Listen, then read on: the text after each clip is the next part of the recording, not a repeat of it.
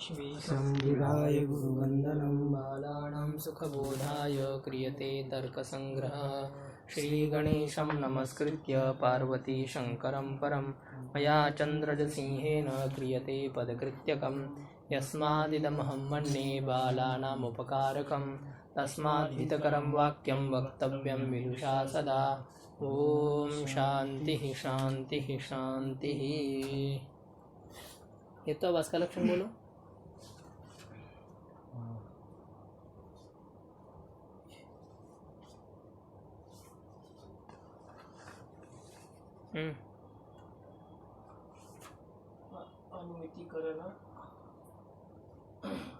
अनुमितिकरण तत्करण अन्यतर प्रतिबंधक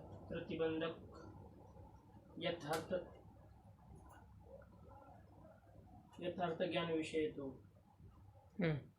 अनुमिति तत्करण प्रतिबंधक यथार्थ ज्ञान विषयत्वम हेत्वाभासत्वम।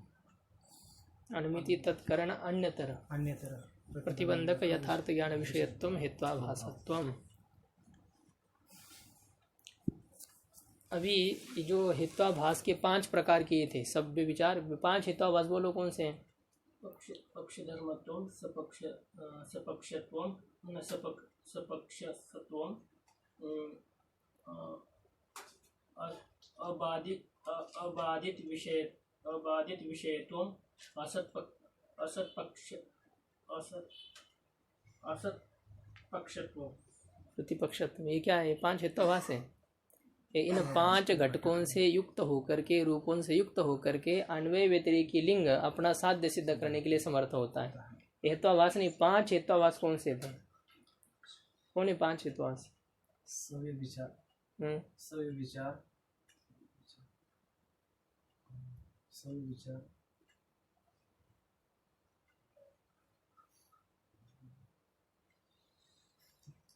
अरे वाह। सवे विचार विरुद्ध सत्प्रतिपक्ष असिद्ध बाधिता 5 हेत्वाभासा। तो मूल्य अभी तक नहीं है तो क्या होगा इसका असर? हाँ, देख लो भाई। सभ्य विचार अनैकांतिक। पहला भी विचार है सभ्य विचार, और सभ्य विचार का ही दूसरा नाम है अनैकांतिक। सभ्य विचार का दूसरा नाम है अनैकांतिक हेत्वाभास, जिसका एकांत न हो, जिसका साध्य एक न हो। इस प्रकार का एक ही साध्य अंत है जिसका, एक ही साध्य नियामक है जिसका, उसको एकांत कहते हैं। एकांत व एकांत, और उसको फिर स्वार्थ में ठग करने पर एकांतिक बन जाता है। तो एक साध्य वाला जो न हो, एक साध्य का जो अनुसरण करने वाला न हो, अर्थात जो भी विचारी हो, उसको कहते हैं अनैकांतिक।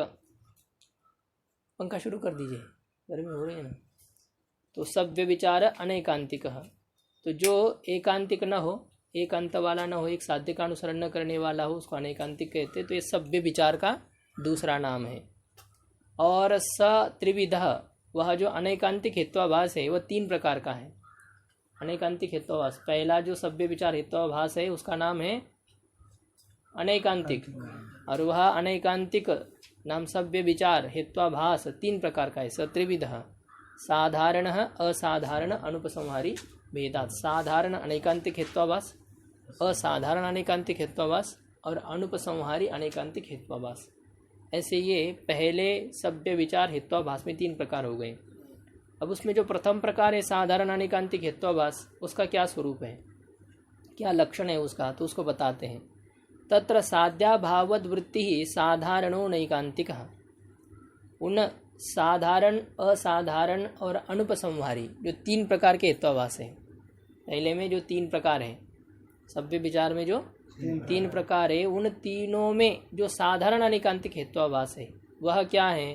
बोले उन तीनों में साध्याभावद वृत्ति साधारणो अनैकांतिक। साध्य के अभाव के अधिकरण में वृत्ति नाम रहने वाला, साध्याभाव के अधिकरण में रहने वाला जो हेत्वाभास, उस हेत्वाभास को कहते हैं साधारण अनैकांतिक हेत्वाभास। जो हेतु साध्याभाव के अधिकरण में रहने वाला हो, जो हेतु साध्य के अभाव के अधिकरण में रहता हो, उस हेतु को हेत्वाभास कहते हैं, साधारण अनैकांतिक हेत्वाभास कहते हैं। वो हेतु नहीं है, वह हेत्वाभास है। हेतु के जैसा प्रतीत भले ही हो, लेकिन वो हेतु नहीं है। जैसे उदाहरण दे रहे, साधारण अनैकांतिक का कोई उदाहरण देते हैं। यथा पर्वतो वर्णिमान प्रमेयत्वात्, पर्वतो वर्णिमान प्रमेयत्वात्। प्रतिज्ञा वाक्य बोलो नाथ जी महाराज, प्रतिज्ञा वाक्य बोलो इस अनुमान का। पर्वतो वर्णिमान, यथा की जरूरत नहीं, यथा तो पूरा दृष्टांत दिया है। पर्वतो वर्णिमान ये प्रतिज्ञा वाक्य है। और इसमें साध्य कौन है? गोरक्षनाथ महाराज, साध्य कौन है इसमें?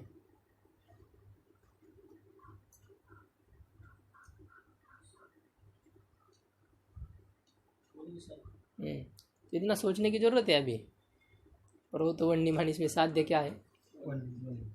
तो पर्वत वन्नी से युक्त है। पर्वत पक्ष में किसकी सिद्धि करनी है? हमें वन्य की सिद्धि करनी है। लेकिन किस हेतु के द्वारा सिद्धि की जा रही है? प्रमेयत्व हेतु के द्वारा। पर्वत में प्रमेयत्व रहता है।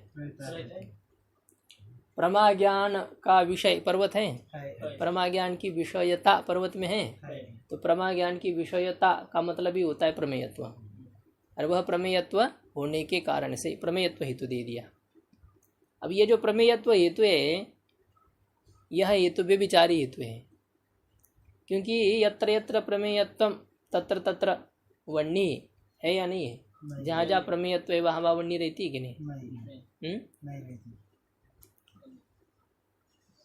रहती है। जहाँ प्रमेयत्व है वहाँ वन्नी रहती है, लेकिन वन्नी के बिना भी प्रमेयत्व रहता है, ऐसा है भाई। जहाँ वन्नी रहती, महानस में वन्नी रहती है, और यज्ञशाला में वन्नी रहती है, चत्वर में वन्नी रहती है, जहाँ जो जो स्थान है वन्नी के, वहाँ प्रमेयत्व नहीं है क्या? तो यत्र यत्र प्रमेयत्वम तत्र तत्र वन्नी, ये तो है।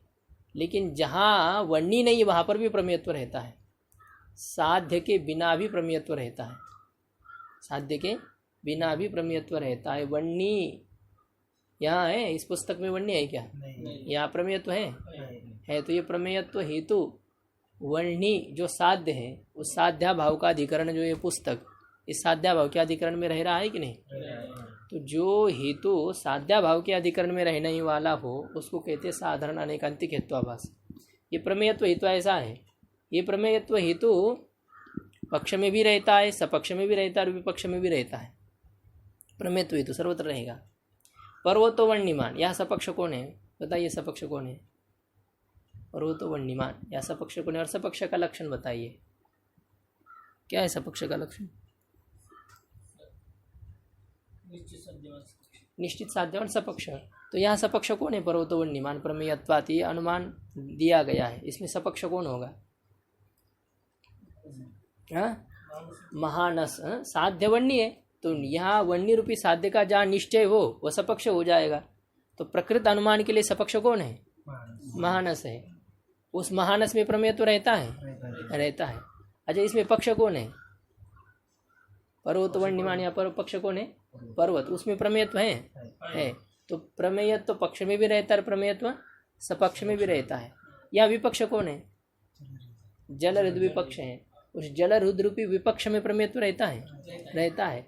तो साधारण अनेकांतिक हेत्वाभास वह होता है कि जो पक्ष में भी रहे, सपक्ष में भी रहे, और विपक्ष में भी रहे, ऐसा रहने वाला जो होता है उसको कहते ये साधारण अनेकांतिक हेत्वाभास।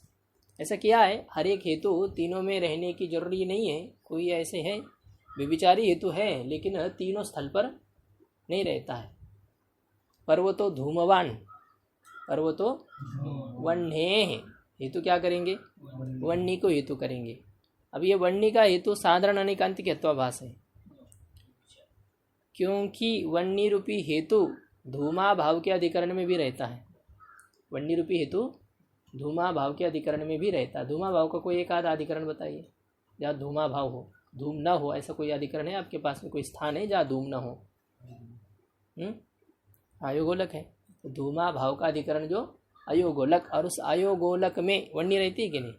तो धूमा भाव के अधिकरण में वन्नी रहती है, और साध्या भाव के अधिकरण में रहने वाले हेतु को क्या कहते हैं? साधारण अनेकांतिक हेत्वाभास कहते हैं। तो वन्नी भी साधारण अनेकांतिक हेत्वाभास है, लेकिन वो वन्नी पक्ष में रहती है। पर वो तो धूमवान वन्नी करेंगे, पक्ष में है वन्नी, मान लो है, वहाँ पर दिखाई दे रही थी वन्नी, तो वन्नी है, तो पक्ष में वन्नी है।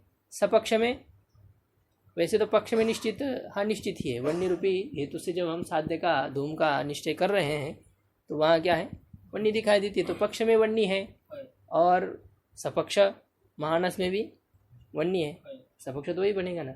और विपक्ष विपक्ष नहीं है। विपक्ष जो जल हृदय वहाँ वन्य है क्या? नहीं, तो वो विपक्ष में वन्य ही नहीं रहती है। तो हर एक साधारण अनिकांतिक हेत्वाभास तीनों स्थल पर रहने वाला नहीं है, कोई रहता है। लेकिन अब यहाँ पर पदकृत्य के अनुसार मैं आपको विचार दे रहा हूँ। पदकृत्य में विचार किया है, साधारण अनिकांतिक हेत्वाभास उसे कहते हैं जो सपक्ष में भी रहता है, विपक्ष में भी रहता है, और पक्ष में भी जो हेतु रहता है उसको साधारण अनिकांतिक हेत्वाभास कहते हैं। ऐसे अब उन्होंने प्रमेयत्व को लक्ष्य करके घटा दिया इसमें, लेकिन बाकी दूसरे साधारण अनेकांतिक हेत्वाभासों पर जब हम दृष्टि डालते हैं तो ऐसे सब स्थल पर रहने वाले थोड़ी होते हैं व्यभिचारी हेतु। पक्ष सपक्ष विपक्ष तीनों स्थल पर रहने वाले नहीं होते। और तीन ही चीज़ें हैं दुनिया में, क्या है? पक्ष सपक्ष और विपक्ष। जहाँ साध्य का संशय हो ऐसे कोई पदार्थ है, जहाँ साध्य का निश्चय हो ऐसे कोई पदार्थ है, और जहाँ साध्याभाव का निश्चय हो ऐसे कोई पदार्थ है। चौथा पदार्थ ही नहीं है कि नहीं? जैसे एक कमरा है, अभी देखो पर्वत वर्णिमान, इस दृष्टि से कमरा क्या हो जाएगा? पक्ष है, सपक्ष है, विपक्ष है? ये विपक्ष है ना। जो पूरी दुनिया आ जाएगी इसमें, पूरी दुनिया या तो पक्ष में अंतर्भूत हो जाएगी, या तो सपक्ष में अंतर्भूत हो जाएगी, या तो विपक्ष में अंतर्भूत हो जाएगी। तो जो हेतु सर्वत्र रहने वाला हो उसी को ही व्यभिचारी हेतु माना जाएगा इस पदकृत्य के अनुसार। लेकिन ये इतना विचार युक्त नहीं होता है। अब दिया है उन्होंने प्रमेयत्व हेतु को लक्ष्य करके, बाकी लक्षण में ये बाकी हेतु में हम ये लक्षण घटा नहीं पाएंगे। इसलिए सब है तर्क संग्रह का विचार जो है ना, बालानाम सुखबोधाय, बहुत ज़्यादा विचार करेंगे तो फिर ये अटक जाएगा कहीं ना कहीं। अब दिखाई देने में बहुत अच्छा लग रहा था प्रमेयत्व हेतु के बारे में जब घटा रहे थे। देखिए अभी आपको तो दृष्टि के सामने नहीं आया है पदकृत्य, इसलिए तो ये पर्वतो वर्ण्यमान प्रमेयत्वात्, इसमें प्रमेयत्वस्य वन्याभाववती हृदय विद्यमानत्वात्। प्रमेयत्व कहाँ रहता है? वन्नी के अभाव का अधिकरण जो हृदय, वन्याभाव का अधिकरण जो हृदय, और उस हृदय में विद्यमानता होने से प्रमेयत्व की वर्ण्याभाव का अधिकरण जो जल हृदय, उस जल हृदय में भी विद्यमानता होने के कारण से प्रमेयत्व हेतु साधारण अनेकांतिक हेत्वाभास है। प्रमेयत्व हेतु साधारण अनेकांतिक हेत्वाभास, ये बात समझ में आ रही है? प्रमेयत्व हेतु साधारण अनेकांतिक हेत्वाभास क्यों है? तो इसमें हेतु दे दिया कि प्रमेयत्व वन्याभाव के अधिकरण जल हृदय में विद्यमान होने के कारण से साध्याभाव के अधिकरण में हेतु रहता है। तो साध्याभाव के अधिकरण में यह हेतु रहने के कारण से प्रमेयत्व हेतु साधारण अनेकांतिक हेत्वाभास है ना। ये बात समझ में आ रही है अभी तक? उदाहरण हेतु कौन है यहाँ पर? पर्वत में वन्य रूपी साध्य को हम सिद्ध कर रहे हैं किस हेतु के द्वारा? प्रमेयत्व हेतु के द्वारा। और ये प्रमेयत्व हेतु साध्य के साथ रहता है। हेतु को साध्य के साथ रहना चाहिए, लेकिन साध्याभाव के अधिकरण में उसको नहीं रहना चाहिए। वो सद हेतु जो होता है वो साध्याभाव के अधिकरण में नहीं रहता, लेकिन ये रहता है। ये प्रमेयत्व हेतु रहता है, ये साध्य के साथ भी रहता है और साध्याभाव के साथ भी रहता है। ऐसा है। व्यभिचारिणी स्त्री पति के साथ भी रहती है, कोई बात नहीं, लेकिन उसको छोड़ करके दूसरे के साथ भी घूमती है, ऐसा ही होता है। ये प्रमेयत्व हेतु अपना साध्य जो वन्य है उसके साथ तो है ही, लेकिन उसके बिना भी यह प्रमेयत्व रहता है। इसलिए प्रमेयत्व व्यभिचारी हेतु है। साधारण अनेकांतिक को कहते व्यभिचारी हेतु। साधारण अनेकांतिक को क्या कहते हैं? व्यभिचारी हेतु। तो ये व्यभिचारी हेतु है। क्यों? क्योंकि साध्याभाव के अधिकरण में रहता है। जहाँ साध्य नहीं है वहाँ भी ये रहता है। साध्य कहाँ नहीं जहाँ ये रहता है? साध्य कहाँ नहीं है जहाँ ये प्रमेयत्व हेतु रहता है? जल हृदय में साध्य नहीं, और वहाँ ये हेतु रहता है। तो साध्याभाव के अधिकरण में रहने के कारण से ये साधारण अनैकांतिक हेत्वाभास है। देखो पदकृत्य में अभी तत्र साध्याभाववत, इसमें जो तत्र आया उस तत्र का अर्थ कर रहे हैं साधारणादि तृतय मध्य इत्यर्थः। साधारणादि जो तृतय है, तीनों का जो समुदाय है, साधारण, असाधारण और अनुपसंहारी, ये जो अनैकांतिक में तीन प्रकार की है, उन तीनों में जो प्रथम है साधारण अनैकांतिक, तो उसका यहाँ पर विचार किया गया। तत्र नाम उन तीनों में, तत्र का अर्थ उन तीनों में साधारण अनैकांतिक हेत्वाभास का क्या स्वरूप है? तो बताया साध्याभावत वृत्ति ही साधारण अनैकांतिक। तो तत्र का अर्थ क्या होगा यहाँ पर? हाँ साधारणादि त्रिय मध्ये साधारणादि त्रितय त्रितय मध्ये साधारणादि जो तीन है त्रितय तीन अवयव है जिसके तय प्रत्यय हो गया है त्रयः अवयवः अस्य तत् त्रितयम द्वयम त्रयम त्रितयम द्वितयम ऐसे भी बनता है। तो साधारणादि जो त्रितय है साधारणादि जो तीन अवयव वाला समुदाय है साधारणादि जो तीन अवयव वाला समुदाय मतलब साधारण असाधारण और अनैकांतिक इन तीनों में ये तत्र का अर्थ हो गया इन तीनों में ये तत्र का अर्थ है। अब ये कह रहे हैं कि ये जो आपने लक्षण किया साध्याभाववत् वृत्ति साधारणो अनैकांतिकः ये जो लक्षण किया है यह लक्षण विरुद्ध हेत्वाभास में अतिव्याप्त हो जाता है। ये लक्षण कहाँ अतिव्याप्त हो रहा है विरुद्ध हेत्वाभास में। सभी जो है ना मूल याद रखिए विरुद्ध हेत्वाभास का क्या लक्षण है कोई बता सकते हैं। विरुद्ध हेत्वाभास का लक्षण मूल का लक्षण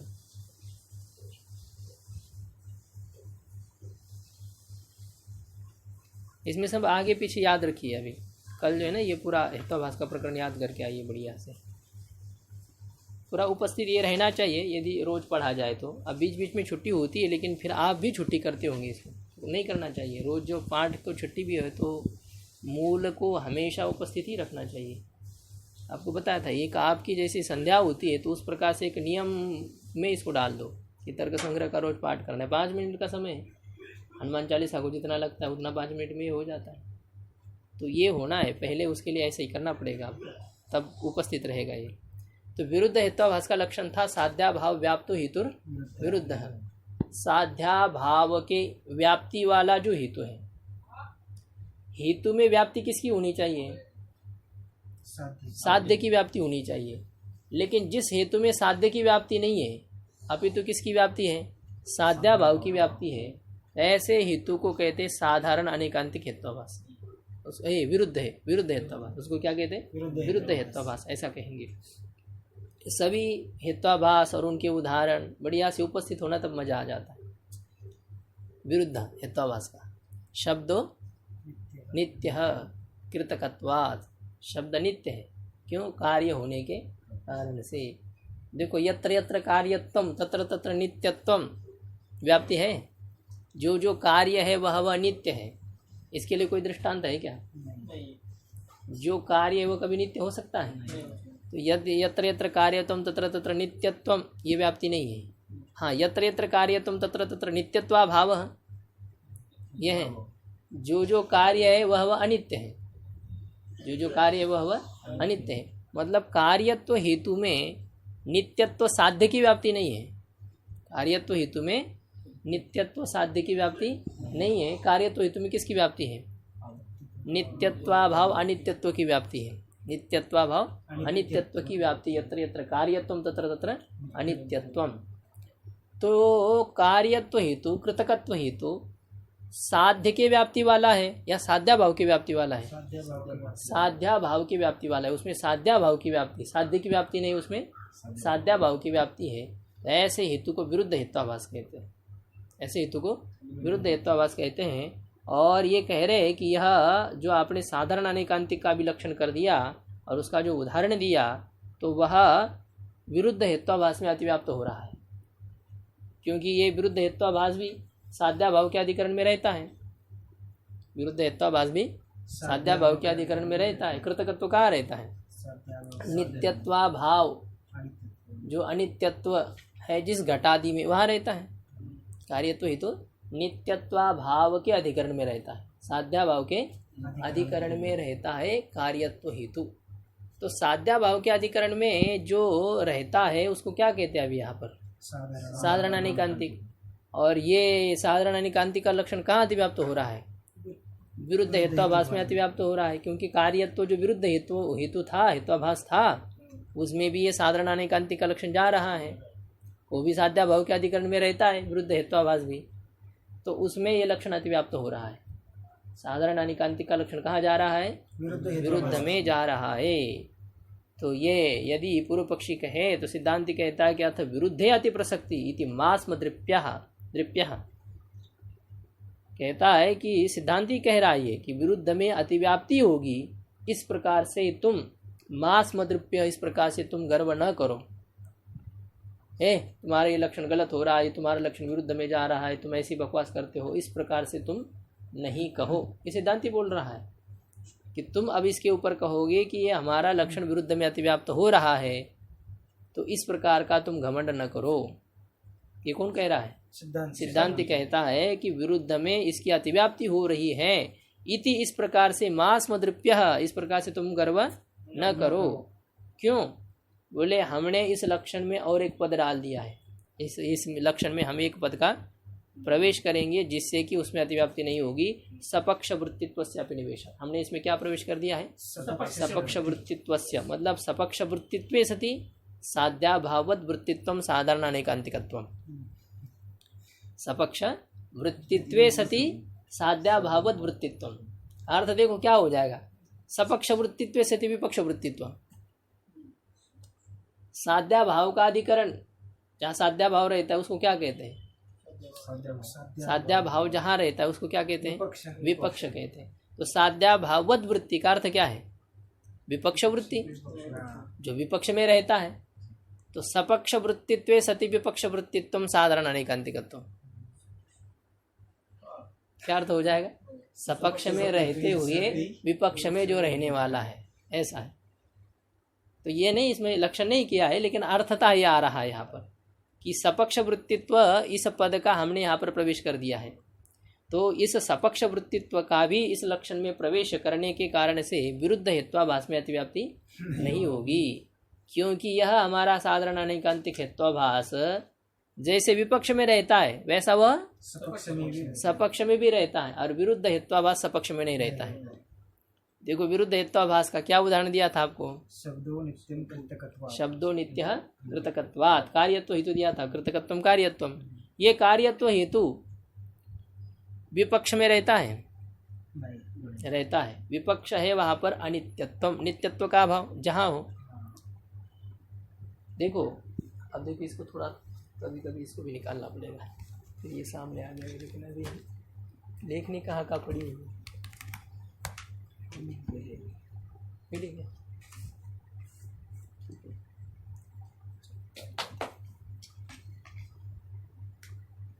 हेत्वाभास बहुत महत्व का प्रकरण है, ये पकड़ में आ जाए, तर्क संग्रह पकड़ में। शब्दो नित्य कृतकत्वात्, ये विरुद्ध हेत्वाभास का उदाहरण है। शब्दो नित्य कृतकत्वात्, इसमें पक्ष कौन है? बोलो नाथ जी महाराज। अनुमान सामने आया तो आपकी दृष्टि तीनों पर जानी चाहिए। इसमें पक्ष कौन, सपक्ष कौन, विपक्ष कौन है या नहीं है, ये भी जरूरी नहीं कि तीनों रह सकते सर्वदा। इसमें हाँ रह तो सकते हैं, लेकिन हेतु उसमें रहेगा या नहीं रहेगा विचार किया जाएगा। तो शब्द यहाँ पर पक्ष है, और सपक्ष कौन है? कार्यत्व तो हेतु है, कार्यत्व ये हेतु है, नित्यत्व ये साध्य है।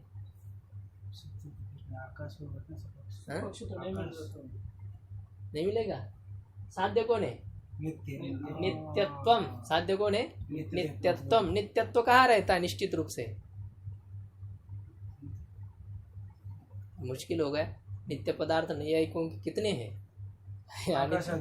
आकाश आदि नित्य है, तो नित्यत्व कहाँ रहता है? आकाश आदि में नित्यत्व रहता है। तो सपक्ष कौन हो जाएगा? जहाँ साध्य का निश्चय हो उसको सपक्ष कहते हैं। निश्चित साध्यवान सपक्ष हो, तो नित्यत्व साध्य है, और इस नित्यत्व साध्य का निश्चय कहाँ है? आकाश आदि में। कोई संशय है आकाश आदि नित्य है या नहीं है? नैयायिकों को कुछ संशय नहीं है, वो कहते हैं आकाश नित्य है, नित्य है, नित्य है, इसमें कोई विवाद नहीं है। तो ये नित्यत्व इस साध्य का आकाश आदि में निश्चय है, तो जहाँ साध्य का निश्चय है उसको क्या कहते हैं? सपक्ष। अच्छा, अभी विपक्ष कौन है यहाँ पर?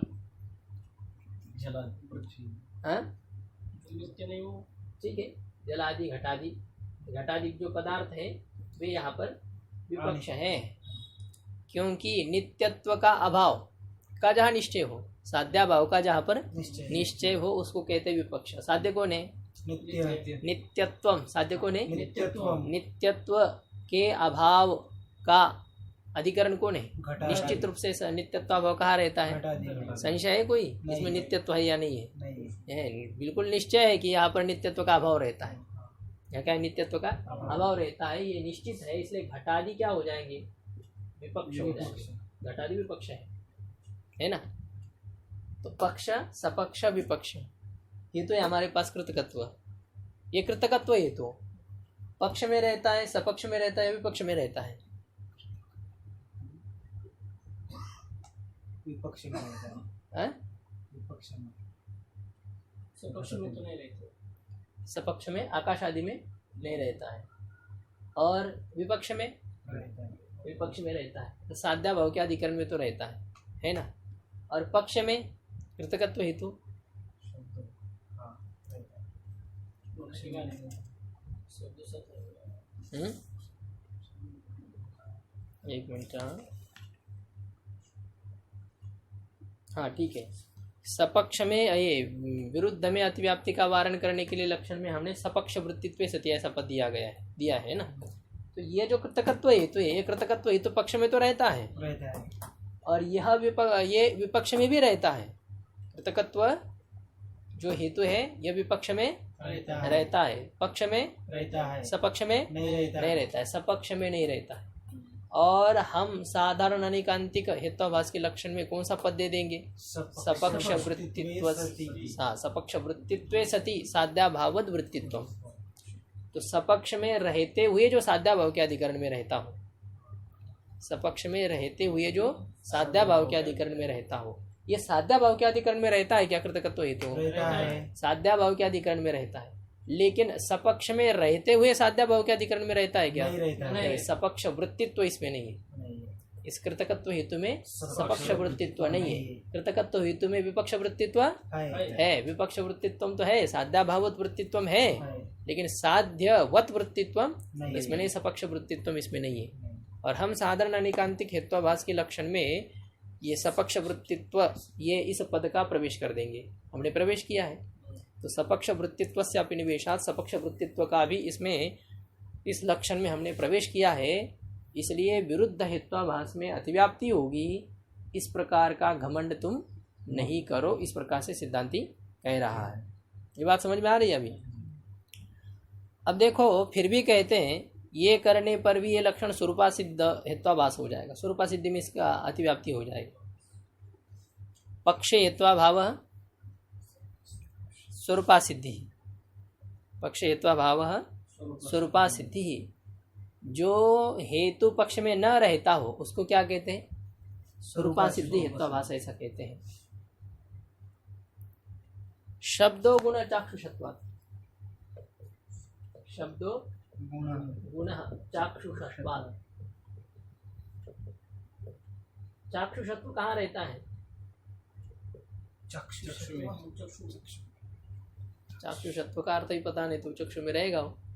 चाक्षुषत्व का अर्थ चक्षु से उत्पन्न होने वाला जो ज्ञान, उस ज्ञान की विषयता चाक्षुषत्व कहेंगे उसको।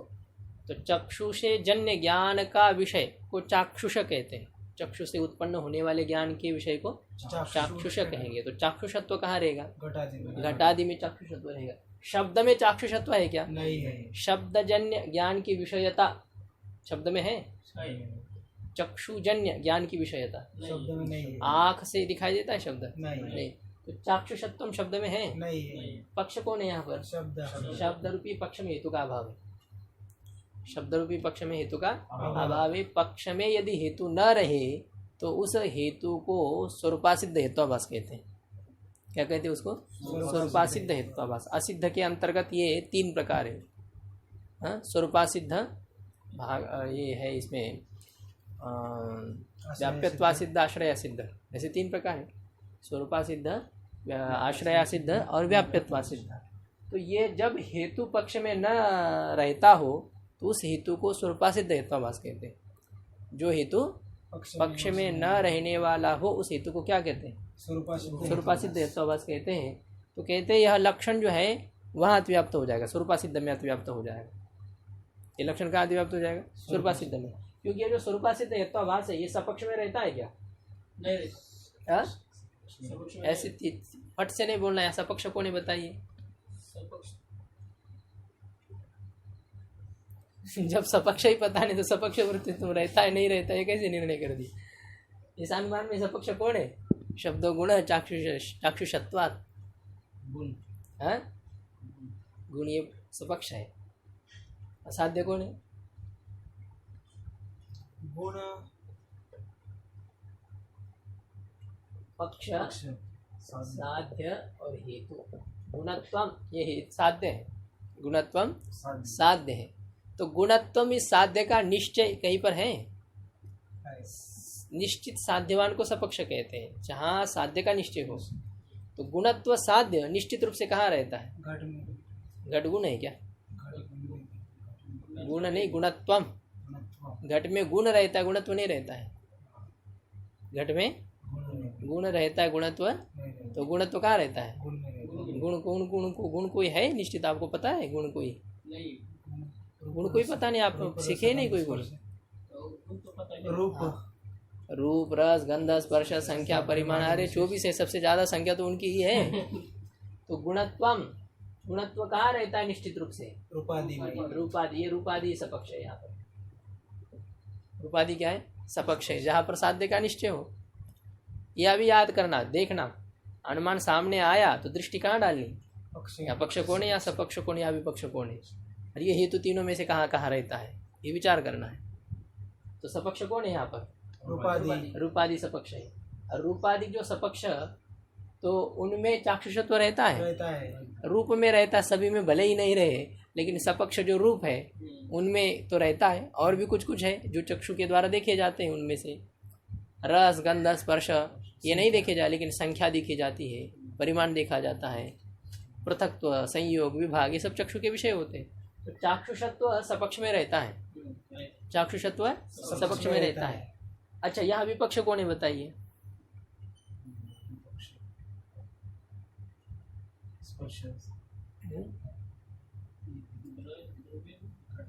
घटादि के विपक्ष है। क्योंकि गुणत्व के अभाव का जहाँ निश्चय हो, साध्य गुणत्व है, साध्य कौन है? गुणत्व। और इस गुणत्व साध्य के अभाव का जहाँ निश्चय हो उसको कहेंगे विपक्ष। निश्चित साध्याभावान विपक्ष। तो ये गुणत्व साध्य के अभाव का निश्चय कहाँ है? घटादि में। गुणत्व साध्य के अभाव का निश्चय कहाँ है? घटादि में। तो विपक्ष कौन हो जाएगा? घटादि विपक्ष है, घटादि ही विपक्ष है। अब ये जो चाक्षुषत्व हेतु है ये विपक्ष में रहता है, रहता है नहीं रहता है? घटादि में चाक्षुषत्व है, चक्षुषजन्य ज्ञान की विषयता घटादि में है। तो ये चाक्षुषत्व हेतु सपक्ष में रहता है या ये चाक्षुषत्व हेतु विपक्ष में रहता है? दोनों में भी रहता है ना। तो आपने लक्षण क्या किया था साधारण अनेकांतिक का? सपक्ष वृत्तित्वे सति साध्याभाव वृत्तित्व। हाँ, सपक्ष वृत्तित्वे सति साध्याभावत वृत्तित्वम। सपक्ष में रहते हुए साध्याभाव के अधिकरण में भी जो रहता हो उसको साधारण अनेकांतिक हेत्वाभास कहते हैं।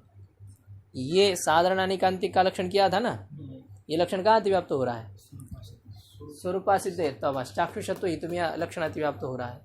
क्योंकि ये चाक्षुषत्व हेतु भी सपक्ष में रहता हुआ साध्याभाव के अधिकरण में भी रहता है। चाक्षुषत्व हेतु सपक्ष में रहता हुआ कहाँ रहता है?